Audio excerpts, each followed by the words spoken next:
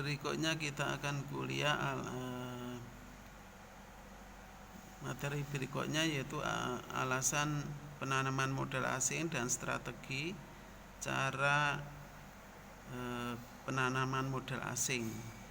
Jadi beberapa alasan kenapa perusahaan-perusahaan itu berinvestasi, perusahaan atau individu ya, berinvestasi di negara lain. Bagaimana cara strateginya untuk menanamkan berinvestasi di negara-negara lain. Pembahasan kita hari ini adalah tujuan penanaman modal asing, kenapa investor itu berinvestasi di negara lain, jenis-jenis model penanaman modal asing, alasan melakukan investasi di luar negeri, beberapa alasan. Jadi bukan masalah keren-kerenan, logikanya ada banyak alasan kenapa investor atau individu atau lembaga institusi itu berinvestasi di negara lain. Cara-cara memasuki pasar investasi ke luar negeri ya, ada perdagangan, ada transfer, ada juga penanaman modal langsung. Ini cara-cara untuk memasuki. Nanti kita akan bahas dengan detail bagaimana ini investasi ini bisa dilakukan, bisnis internasional itu bisa dijalankan. Tujuan pertama penanaman modal asing adalah bagi perusahaan penanam modal, ini yang pertama ya, penanaman modal, memperoleh keuntungan dari modal yang ditanamkan, menjalankan operasi perusahaan sesuai strategi dan struktur di lokasi yang relatif tidak berisiko. Maknanya individu atau seseorang ini bisnis oriented ya, untuk mencari investasi, untuk mencari keuntungan, strategi. Kenapa strategi? Kenapa misalkan Indofood berinvestasi di sana, di Eropa atau di Timur Tengah atau di luar negeri lah gitu. Nanti alasannya adalah masalah strategi. Strateginya apa? Kalau itu dia hanya diproduksi di Indonesia, maka biaya pengkapalan, biaya ekspor, tarif dan lain sebagainya dikenakan. Maka strategi untuk keuntungannya lebih besar, memberikan perusahaan di mana pasar itu ada, supaya mengurangi hambatan tarif, pajak dan sebagainya, batasan pajak, batasan impor dan sebagainya. Ini strategi saja, jadi strategi untuk menghindari hambatan-hambatan. Atau tenaga kerja juga bisa, alasan tenaga kerja, alasan teknologi dan sebagainya, kemarin sudah kita bahas. Struktur di lokasi yang relatif tidak berisiko, mencari tempat-tempat yang tidak berisiko. Kenapa sekarang ini industri sinar ini, Amerika, perusahaan-perusahaan Amerika memindahkan tempat usahanya di menarik ya, investasi dari Cina dipindah ke Vietnam, dipindah ke Indonesia dan sebagainya. Ini adalah alasan-alasan resiko politik terutama yang terjadi. Kemudian bagi negara yang tempat modal ditanamkan, ini tujuan. Kenapa setiap negara itu berusaha untuk menarik investasi dari luar negeri. Keuntungan bagi perusahaan partner. Ini partner, jadi misalkan joint venture ya, patungan misalkan. Mungkin di situ ada ahli teknologi, di situ ada sinerga, kemampuan, kapasitas tenaga kerja, keahliannya saling bersinergi. Kemudian lingkungan, alasan dari lingkungan, bagi negara lingkungan dan terserapnya tenaga kerja. Perusahaan setiap negara berusaha menarik investasi dari asing itu dalam rangka untuk ini penyerapan. Kalau membuat usaha di dalam negeri atau lagi terserapnya tenaga kerja, membuka lapangan kerja baru dengan adanya investasi asing itu. Tetapi di sini kan tidak 100% mesti tenaga dari negara di mana itu beroperasi. Tentunya ada beberapa tenaga kerja yaitu dari asing, itu sudah otomatis. Kalau penyertaan modal kemudian disertakan tenaga asing itu masuk ke suatu negara, itu sudah suatu ya, hukum alamnya ya seperti itulah. Kalau orang menanamkan investasi di negaranya, maka dia punya orang-orang yang misalkan perusahaan Amerika investasi Indonesia, artinya perusahaan Amerika ini ada orang yang punya kompetensi ya, untuk melakukan investasi. Jadi otomatis dia akan menanamkan orangnya di negara itu udah hukum alamnya seperti itu. Tetapi pemerintah juga mengadil, sebenarnya punya undang-undang, peraturan. Misalkan ada tingkat direksi, tidak semua boleh diisi dari orang-orang asing seperti itu. Tapi semuanya yang lain adalah dari negara tenaga lokal, kecuali tenaga yang di negara itu tidak dimiliki tenaga skill atau tertentu yang tidak dimiliki di negara itu, mau tidak mau kita harus mendatangkan dari negara asing. Itu aturan tentang peraturannya sudah ada. Setiap negara punya aturan sendiri-sendiri dalam mengatur bagaimana tenaga kerja asing dan lokal yang harus terserap. Tetapi perlu dipertimbangkan dampak ya. Ini ada dampaknya, investasi asing itu nanti ada positif negatifnya mesti ada. Baik itu langsung atau tidak langsung, berbagai aspek seperti lingkungan, ekonomi, budaya setempat, lingkungan, kemungkinan ada kerusakan lingkungan dan sebagainya. Maka di situ juga pemerintah setempat juga mempunyai undang-undang tentang bagaimana menjaga lingkungan. Dan dampak ekonomi juga bisa positif bisa negatif. Ekonomi lapangan kerja bisa meningkat, karena di situ bisa menyerap tenaga kerja dan sebagainya. Ekonominya, harga akan lebih murah daripada kalau itu barang-barang itu diimpor dari negara asalnya, kemudian kalau itu didatangkan ke Indonesia nanti harganya akan lebih mahal. Tapi beda kalau itu nanti diproduksi di dalam negeri, itu produk asing kemudian diproduksi di negara yang bersangkutan, maka cenderung harganya akan lebih murah. Tapi ini juga akan berdampak negatifnya, misalkan maka produk-produk lokal akan juga kalah bersaing ya. Seperti itulah terjadinya. Positif negatif mesti ada. Budaya setempat misalkan kalau disesuaikan investasi di negara asing itu mesti akan membawa produk yang kadang-kadang itu tidak sesuai dengan budaya setempat. Maka kita harus menyesuaikan. Misalkan contoh ekstrim ini peraturan saja. Misalkan kalau industri turisme otomotif di Amerika atau di Eropa itu adalah misalkan tempat drivernya itu sebelah kiri, tapi Indonesia ada sebelah kanan. Ini otomatis akan ada penyesuaian tentang budaya pun juga gitu. Apa yang baik di budaya di asing sana belum tentu di domestiknya itu dianggap baik, belum tentu. Justru malah kebalikan juga mungkin juga bisa juga. Ini yang terjadi. Ini dampak positif negatif tentang penanaman modal asing. Kemudian jenis-jenis penanaman modal asing. Jenisnya adalah misalkan di sini ada investasi portofolio, pembelian saham asing, bond saham asing atau bond. Nah, ini ada jenis hutang ya, obligasi. Bond itu adalah obligasi. Nah, ini jenis. Jadi investasi itu berupa portofolio, yaitu masuk ke investasi di sebuah negara dengan cara apa? Membeli saham perusahaan. Nah, yang di situ di negara itu misalkan Philip Morris misalnya investasi di Indonesia dengan cara apa? Membeli sahamnya Sampurna. Ya. Atau Indonesia investor Indonesia membeli sahamnya di perusahaan asing. Seperti itu. Investor Indonesia membeli sahamnya saham asing di pasar modal asing ya, atau bond obligasi bisa juga membeli ini. Jadi investor Indonesia membeli obligasi Amerika, bond di Amerika, betul, atau orang Amerika membeli obligasi Indonesia. Ini adalah investasi asing berupa surat berharga, baik itu modal sendiri, baik itu saham maupun obligasi atau bentuk sekuritas lainnya, dengan mengharapkan return dalam bentuk dividen, bunga, peningkatan modal dapat dilakukan oleh perusahaan individu, kelompok atau lembaga. Jadi yang bisa melakukan pembelian surat berharga ini bisa juga individu perorangan. Dengan surat berharga ini akan dapat dividen dari saham, dapat dividen dari obligasi, dapat bunga atau peningkatan modal.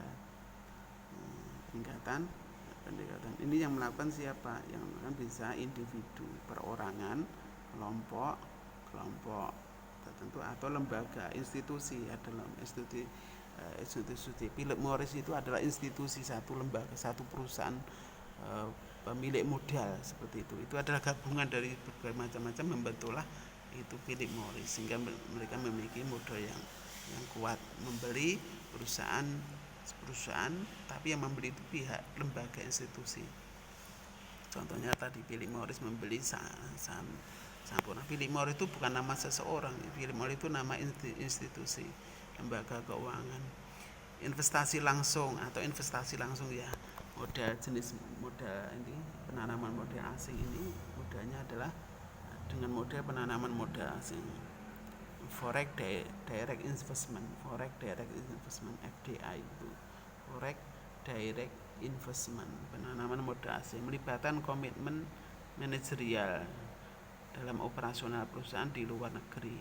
Artinya mendirikan perusahaan baru di luar negeri, membuat perusahaan baru di luar negeri. Tentunya di situ kan dengan adanya juga operasional, ada manajerial, ada pemasaran dan sebagainya, itu ada satu apa ya, misalkan tadi misalkan Indofood berinvestasi di negara asing, di situ manajernya, sistemnya, pemasarannya, dan tenaga kerjaannya itu adalah manajerialnya itu diatur oleh perusahaan induknya kan. Kemudian juga bantuan di sini ada juga penanaman modal asing berupa teknologi, keahlian mesin maupun peralatan seringkali menjadikan bagian dari FDI. Jadi penanaman modal asing itu biasanya kan disertakan di situ manajerialnya, bagaimana memanagenya perusahaan itu, bagaimana tenaga ahlinya, bagaimana teknologi yang digunakan adalah sesuai dengan pemilik investasi, lembaga investasi asing itu beserta seluruh komponennya yang masuk gitu, beserta seluruh komponennya, bukan hanya sekedar pabriknya saja, tetapi juga manajemennya juga di bawah, teknologinya juga dilibatkannya, apa yang dia miliki itu masuk di situ, tidak mengikuti manajemen lokal atau tidak juga teknologi lokal, tidak hanya semena-mena menggunakan teknologi lokal juga tidak. Alasan memasuki pasar luar negeri, pertama menciptakan pasar baru. Produk lokal jenuh, di dalam negeri jenuh, maka dia mencari pasar baru. Pertama adalah kejenuhan pasar dalam negeri, untuk bisa supaya kemarin sudah saya jelaskan, produk life cycle-nya itu tidak turun, tapi bagaimana bisa naik lagi, maka kita ekspansi ke luar negeri supaya bisa naik, produk life cycle-nya bisa, sehingga tidak menunggu jatuh, tenggelam gitu. Kemudian preferential trading arrangement, yaitu perjanjian pasar bebas pada kelompok negara anggota. Ini adalah organisasi ekonomi ya, ekonomi, tetapi tetap menerapkan restriksi pada negara di luar anggota PTA, kerjasama internasional antar lembaga, antar pemerintah. Ini jadi manajemen ASEAN, contohnya ASEAN membebaskan tarif pajak di antara negara ASEAN, atau Uni Eropa, misalnya Uni Eropa membuat satu mata uang bersama Uni Eropa, seperti itu contohnya, kerjasama dalam bidang ekonomi maupun bisa juga yang lainnya, terutama dalam alasan-alasan perusahaan pasar luar negeri. Kemudian yang berikutnya adalah yang C adalah GNP, Gross National Product, negara lain meningkat, pasar tumbuh. Jadi dengan ekspansi itu menjual barangnya ke lagi, pasarnya tumbuh, produksi dalam negeri juga semakin besar, GNP-nya akan naik, seperti itu. Ini alasan dari investasi ke luar negeri. Dan komunikasi lebih tepat, komunikasi artinya komunikasi lebih tepat karena lebih dekat kan, seperti itu. Alasan yang kedua adalah memperoleh laba yang lebih besar. Alasan memperoleh laba yang lebih besar, penerimaan yang lebih besar karena saingan lebih sedikit. Jadi ya, produksi dalam negeri jenuh, persaingan banyak, gitu. Makanya di luar negeri produk persaingannya belum banyak, masuklah di sini. Pasar yang lebih luas, persaingannya juga belum banyak. Biaya barang yang dijual lebih rendah. Biaya barang yang dijual lebih rendah karena di setempat memproduksi di negara tempat di mana pasar itu ada, karena di situ tidak ada tarif pajak atau hambatan-hambatan dari ekspor impor, karena diproduksi di negara itu, maka dia akan bisa menekan biaya peraturannya, terutama kalau itu biaya tenaga kerja, mencari tenaga kerja lebih mudah, teknologi yang lebih canggih akan menghasilkan produk lebih murah dan sebagainya. Teknologi itu kan mencenderungkan menghasilkan produk yang kualitas bagus, harga yang lebih murah, secara relatif lebih murah gitu ya. Kalau itu seandainya hanya diproduksi di negerinya sendiri, keuntungannya lebih tinggi dari ekspor. Jadi seandainya ada proses satu, awalnya kan perusahaan luar negeri itu menjajaki pasar itu dengan adanya ekspor impor yang dulu kita sudah pernah bagus. Nah, ekspor itu ternyata begitu dengan ekspor itu pasarnya bagus gitu. Tetapi karena ada hambatan-hambatan, biaya kan bengkak. Nah, maka kalau itu mempertimbangkan antara dengan model ekspor atau dengan model memproduksi itu di negara itu seperti itu, pertimbangannya lebih mana yang lebih menguntungkan, atau ekspor produksi di negara asal atau diproduksi di dalam negeri pasar yang dituju itu, pertimbangannya mana yang lebih menguntungkan. Seperti itu alasan untuk memperoleh keuntungan yang lebih besar. Alasan berikutnya adalah pasar percobaan, coba ekspor penjajakan, seperti itu, dicoba prospeknya bagus tidak, untungannya pasarnya seperti apa, responnya dari pelanggan seperti apa di luar negeri. Dicoba melindungi pasar domestik. Kenapa melindungi pasar domestik tadi? Supaya pasar domestik itu tidak terlalu tidak jenuh tadi, supaya perusahaan tidak mati, maka dia ekspansi. Atau misalnya persaingan di dalam negeri terlalu ketat, maka dia investasi di negara lain supaya tidak mati. Kemudian mengikuti pelanggan ke luar negeri. Jadi mengikuti pelanggan di luar negeri. Jadi produknya misalkan pasarnya di Indonesia, tapi itu produk Jepang, maka Jepang memproduksi di Indonesia, ikut pasar, seperti itu. Kemudian menyerang pasar dalam negeri pesaing, ini menantang, yang biasanya perusahaan menantang. Ada pesaing justru masuk ke dalam negara pesaing. Perusahaan otomotif, contohnya otomotif Eropa itu juga memproduksi mobil otomotif, tapi Jepang justru masuk ke Eropa. Industri Jepang, otomotif Jepang masuk ke Eropa. Jadi saling seperti itu. Kemudian menggunakan produk luar negeri untuk menekan biaya. Alasannya apa? Alasannya contohnya kalau seandainya produk itu diproduksi di dalam negeri, karena kualitas rendah atau kualitasnya rendah, tentunya harganya diproduksi dengan lebih mahal.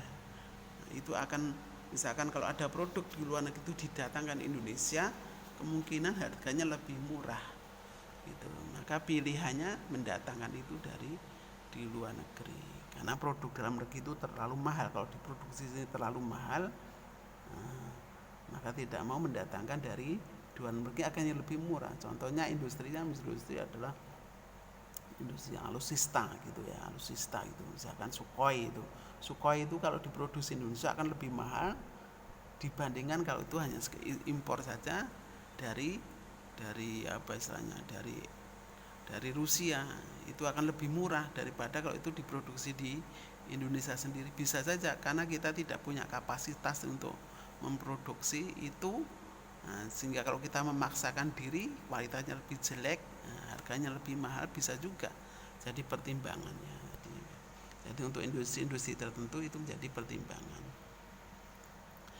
Adanya growth triangle, sekelompok negara yang berdekatan secara geografis saling melengkapi kebutuhan produksinya.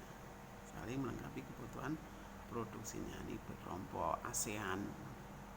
Negara tertentu memiliki kelebihan tertentu. Misalkan ASEAN itu penurunan ke ASEAN. Eropa misalkan Singapura, dia tidak punya lahan misalkan, tapi dia punya modal, gitu loh maksudnya. Saling investasi di negara tetangga. Adanya zona bebas ekspor, alasannya ada memasuki pasar internasional itu karena adanya bebas ekspor, sehingga kita bisa masuk kemana-mana. Yang berikutnya melindungi pasar perusahaan luar negeri, misalkan karena pembatasan barang impor, tetapi jika produksi itu di negara tersebut menjadi barang lokal. Dulu kita sudah jelaskan kenapa kita apa istilahnya, Coca-Cola itu mendirikan pabrik di Timur Tengah gitu misalkan. Tidak mendatangkan produk Indonesia itu langsung dari Indonesia, diproduksi Indonesia kemudian didatangkan ke Timur Tengah. Nah, di sini kan terjadi hambatan, nanti terjadi pembatasan impor. Bisa saja Timur Tengah membatasi impor. Untuk menghindari batasan impor tadi, langsung Indofood berinvestasi di Timur Tengah, sehingga nanti batasan impor tidak bisa diatasi.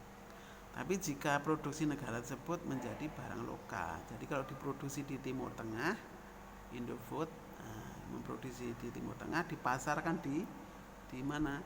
Di Timur Tengah sendiri, itu jadi produk-produk lokal Timur Tengah tapi itu pemiliknya pemilik sih. Contohnya dari Amerika, dari perusahaan-perusahaan, kalau Philip Morris industri rokok, kalau Marlboro dijual di Indonesia, itu kan menjadi impor.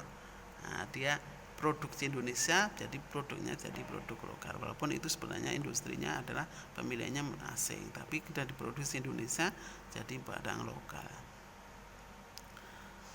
Atau alasan berikutnya adalah kekurangan valuta asing. Jadi pasar luar negeri akan menciptakan, kalau ekspor itu kan menjadikan hasil devisa dari penjualan barang itu, atau devisa dari surat-surat berharga. Dividen itu akan menghasilkan masuknya investasi asing itu ke luar negeri itu, kita akan memperoleh keuntungan dari luar negeri, akan bisa menghasilkan devisa negara. Ini alasan, sehingga cadangan devisa valuta asing akan lebih tinggi yang masuk Indonesia. Produksi lokal oleh pesaing, produk-produk lokal oleh pesaing, alasan investasi di tadi, alasan investasi di luar negeri tadi. Ada yang ke-12, produksi lokal oleh pesaing. Kemudian menguasai pasar hulu hilir. Hulu dari misalkan rokok itu dari petaninya, perkebunan, kemudian distribusi, kemudian supply milik sendiri, kemudian industri pabriknya, kemudian transportasinya untuk ekspedisi pengiriman barang sampai ke retailnya. Nah, itu adalah penguasaan pasar hulu sampai hilir, itu dikuasai oleh satu perusahaan. Bahkan oleh Sampurna itu dia sampai punya kerjasama dengan petani, punya perkebunan sendiri, cengkeh, atau untuk bekerjasama dengan petani, memberi modal pada petani, kemudian itu diterima sebagai pemasok untuk Sampurna, habis itu diproduksi dalam negeri, bahkan sampai punya industri konstruksi sendiri, punya pesawat sendiri, punya lembaga keuangan sendiri. Itu artinya menciptakan pasar, dari menciptakan dari awal sampai akhirnya itu di dalam satu perusahaan. Kemudian investasi luar negeri itu adalah alasan proteksionisme, melindungi dalam negeri, itu jaminan pasokan. Tadi jamin pasokan supaya ada pasokan terjaga. Mengambil alih teknologi dan pengetahuan. Jadi alih teknologi mendatangkan, misalkan Astra memproduksi di Indonesia. Indonesia berharap memperoleh teknologi, atau kita keluar negeri, perusahaan di dalam negeri, investasi negeri di mana teknologinya yang lebih tinggi, lebih canggih, seperti itu akan menciptakan teknologi, menciptakan kemudahan, kualitas, kemudian harga akan lebih murah.